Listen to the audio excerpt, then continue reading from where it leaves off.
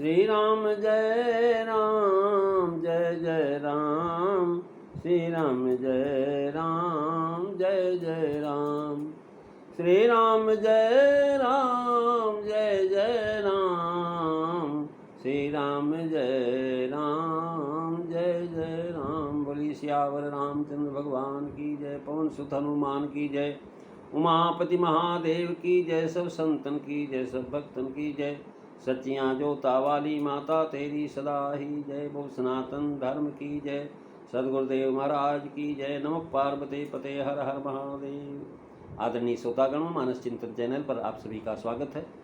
पिछली चर्चा में आज बालकांड दोहा नंबर 204 की 8वीं चौपाई तक श्रवण किए थे। आज हम दोहा नंबर 205 की प्रथम चौपाई से आगे की व्याख्या करने की चेष्टा करेंगे।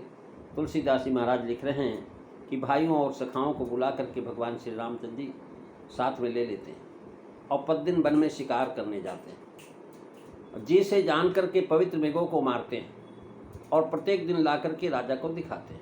जो मृग श्री राम जी के बाणों से मारे गए हो वो अपना मृग तन छोड़ करके देवलोक को चले। तुलसीदास जी लिख रहे हैं कि बंधु सखा संग ले बुलाई, बन में गयानी तो खेल ही जाई, पावन में गय मारही जी जानी, दिन प्रतिनिखही दिखावई आनी, जे मेघ राम बान के मारे, ते तन तजी सुर लोक सिधारे, मंगल भवन अमंगल हारी, रबौ सो दशरथ अजीर बिहारी, श्री राम जय राम जय जय राम, श्री राम जय राम जय जय राम। महाराज भगवान श्री रामचंद्र जी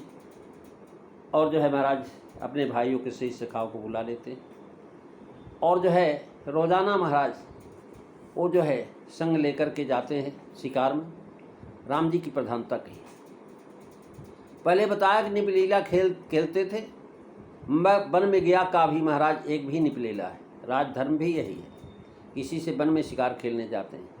खेलें खेल सकल निपलीला, यहाँ भी निर्वाह कर रहे हैं निपलीला की। मृगया अच्छा वर्णन है।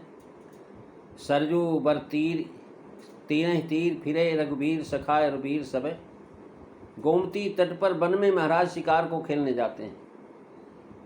श्री राम जी के सखाओं के नाम है प्रतापी, शत्रुनाश, प्रतापलास, युधिष्ठिर, सुकर्मा, सुष्टुरूप, जय विजय, सुकंठ, दीर्घबाहु, चारुचंद, भानु, रिपवर, अर्जित, शील, सुशील, गजगामी, सबलास, हरदस, नीलरत्न, वीरभद्र, भद्रास, जयंत, सुबाहु आदि। ये सब शिकार में महाराज साथ खेल ले।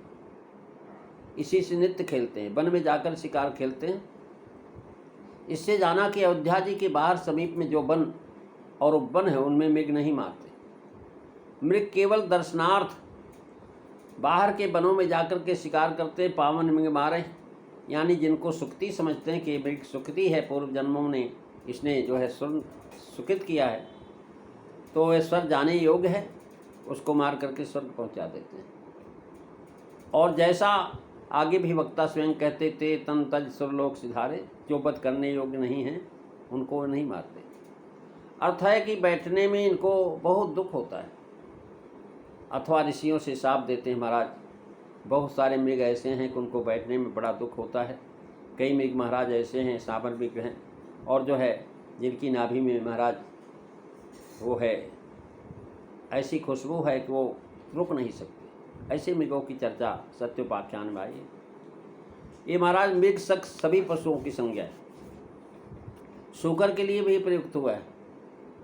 और महाराज चले बरा मरुदगद भाजी, मृग शब्द हाथी मार करके मगर भैंसा हिंसक जीवों के लिए महाराज ये शब्द रखा गया है। जैसा सत्योपाख्यान में बताया है, बिल्व नाम का गंधर्व का सांप अरना भैंसा होना लिखा है, जिसे रघुनाथ जी ने मारा। सिंह आदि के शिकार के कई प्रमाण हैं। एक सिंह, एक हाथी और एक मगर इत्यादि के शरीर मरने पर दिव्य हो गए थे। विस्तृत कथाएं सत्योपाख्यान में। महाराज हमारे मत से कुछ भी अंतर है। वे लिखते हैं कि चित्रकूट के किरातों का यह कहना कि बन बेहड़ गिरकंदर खोहा, सब हमार प्रभु पग पग दोहा, तह तह तुम्हें यह अहिर खिलाओ। महाराज ये सब बात का प्रमाण है कि सिंह गैंडा आदि की शिकार होता था, क्योंकि वन के बेहड़ थलों में, पर्वत की कंदराओं में, खोहों में सिंह ही आदि हिंसक भयानक मृग रहते हैं। कुछ हिरणों या भेड़ बकरियों को महाराज ये खा लेते हैं। शिकार के प्रसंग में मृग का अर्थ हिरण नहीं है, इनका शिकार भी नहीं किया जाता। मृग में सिंह, मगध, हाथी, गैंडा, अरना, भैंसा आदि तो हैं। महाराज ये यूथ में चलते हैं। मृग यूथ के संसार में मृगी का बच्चों का साथ होना भी लिखा है। महाराज पावन मृग जाने ये जाने। महाराज पावन यानी जो पवित्र मृग होता है उसको महाराज हृदय में जान करके भगवान उसका वध करते हैं। कवि के हृदय में अगाध आशय की सूचित करते हैं कि श्री राम जी जिन मृगों को अपने जी में जानते हैं कि पावन हैं उन्हीं को मारते हैं, अथवा जिन मृगों के जीवात्मा को पावन करना, शुद्ध स्वरूप होना है, मोक्ष अधिकारी जानते हैं उनको मारते हैं। ये मारे जाने पर मृग शरीर छोड़ करके सुरलोक को प्राप्त होते हैं। यहाँ प्राय यह है कि बद्ध आत्मा को स्थूल शरीर से अलग करके मुक्त अवस्था में करने को हिंसा नहीं कहते। अनेक स्थानों में संसार वेदनाओं को भोग करने वाले जीव श्री राम जी के कर तीर्थ से स्थूल देह का नाश त्यागे तो बड़े सुखित का परिणाम। देखिए मारीच ने भी सोचा कि अगर रावण के हाथ से मरूंगा तो मेरा बहुबंधन नहीं छूटेगा, तो क्यों न मैं राम जी के हाथ से मारा जाऊं। और महाराज इस प्रकार से रघुनाथ जी की शरण में गया। यहाँ क्षत्रिय का सामान्य धर्म पालन करने पर विशेष धर्म अहिंसा का भी निर्वाह होता है। अहिंसा परमो धर्मः हिंसा चैव च, यानी जो है अहिंसा जो है परम धर्म है, लेकिन अगर जो है हिंसा के लिए अहिंसा का पालन किया जाएगा तो गड़बड़ हो जाएगी। कह रहे धर्मा बाधक खल रूप मृगों को मारने में अर्थ है। हम क्षत्रिय मृगया बन कर ही तुमसे खल मृग खोजत फिरहीं, यानी मृग का भाव राक्षस भी होता है।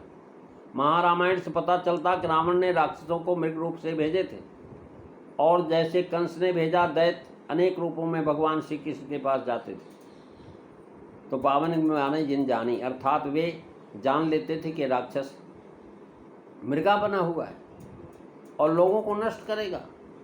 सदैव हृदय से आत्मा को सुधार के लिए अर्थ निग्रह किया गया, निग्रह नहीं किंतु अनुग्रह। जो महाराज निर्दय हृदय वाले आत्मा के दुख के लिए हिंसा करता वो अच्छा है।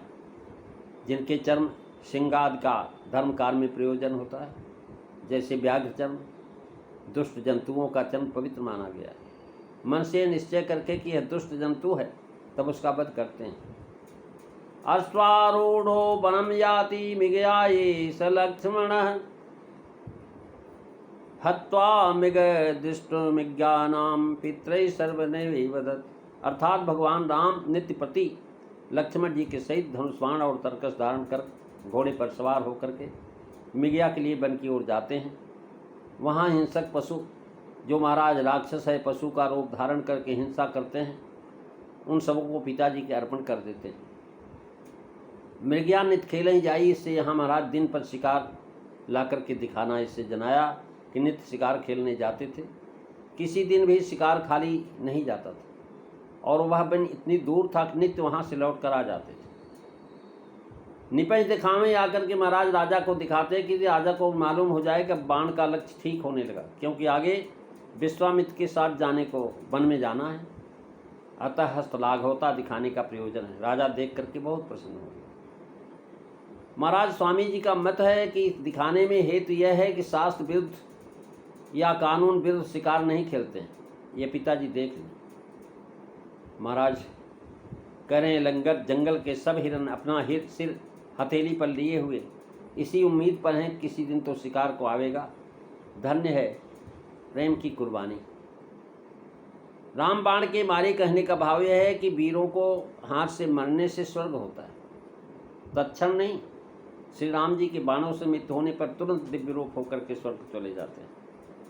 सिधारे शब्द दे करके भी यह जनाया है कि तुरतय रुचिर रूप ते पावा, देख दुखी निज धाम पठावा।